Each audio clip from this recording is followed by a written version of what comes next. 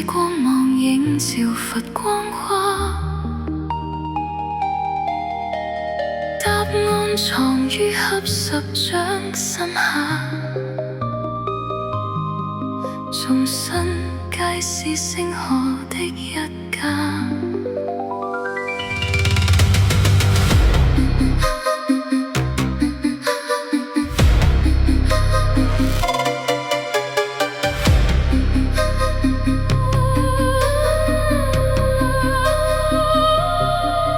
閉目禪坐意識在覺醒，敲響光年外星河低鳴，飛跌如同高維的投影，彷彿早已藏於古佛經。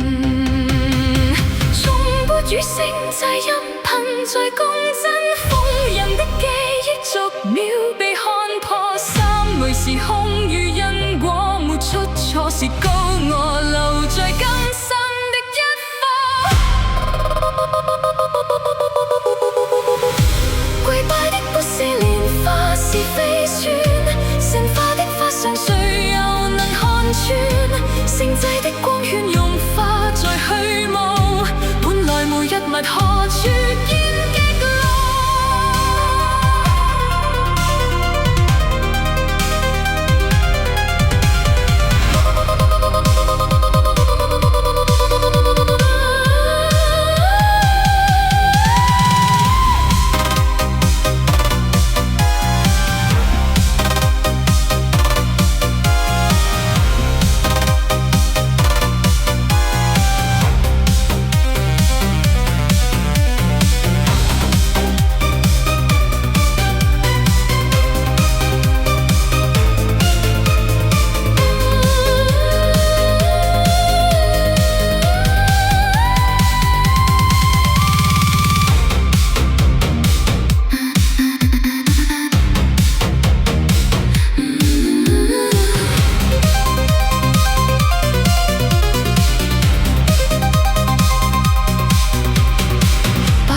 化作迅催的光速，跨過阿卡西，穿越冥